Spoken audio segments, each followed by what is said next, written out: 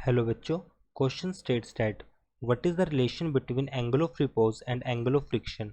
तो हमें यहाँ पे रिलेशन बताने की एंगल ऑफ रिपोज और एंगल ऑफ फ्रिक्शन में हमारे पास क्या अंतर होगा, सॉरी रिलेशन हमें बतानी है। सो नाउ की कंसेप्ट फॉर दिस क्वेश्चन। तो अब हम यहाँ पर डिफाइन करते हैं। सबसे पहले हम यहाँ पर एक्सप्लेन करेंगे कि जो हमारे पास एंगल ऑफ फ्रिक्शन होगा वो क्या होगा।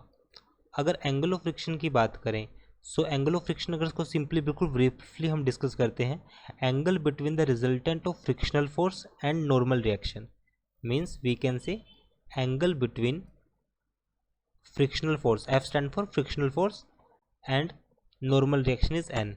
Here F stand for frictional force and N for normal reaction.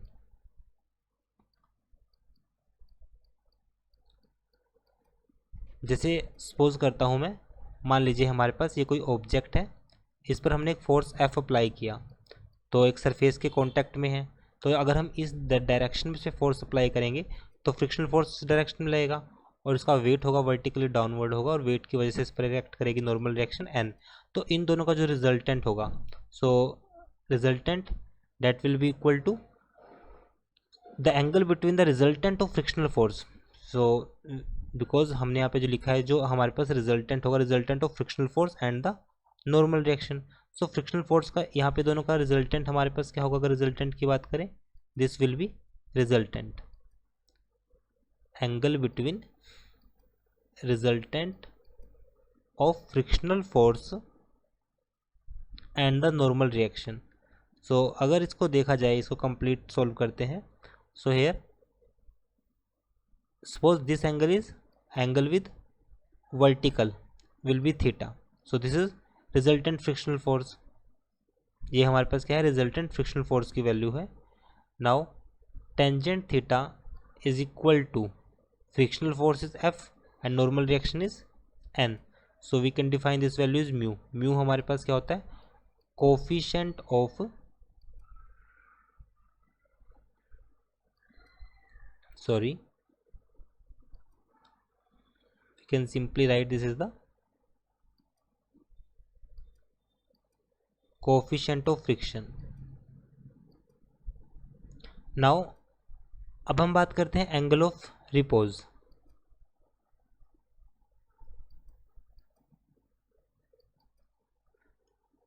Angle of repose के केस में जैसा कि हम जानते हैं कि like angle of repose is the minimum angle made by incline plane with the horizontal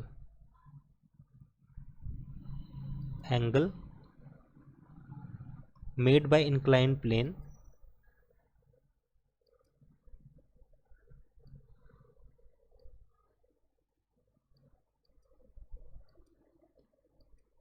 with horizontal such that object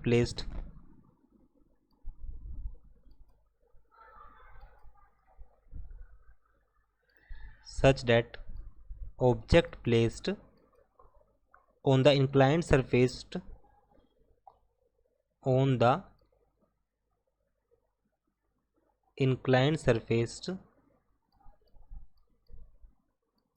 just begin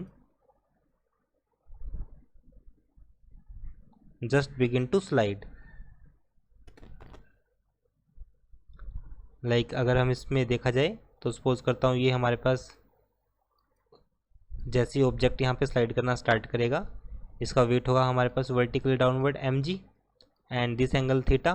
तो by mathematical application this is also theta, this component is mg cos theta, this component is mg sine theta, और इस पर लगने वाली normal reaction हमारे पास n हो जाएगी। Frictional force will be like this.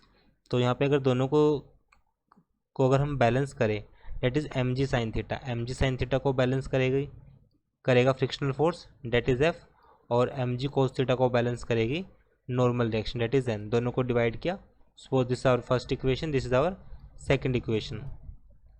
दोनों इक्वेशन को हमने सॉल्व किया तो हमारे पास जो रेशो होगी that is f by n equals to this value is mg sine theta and this value is mg cos theta।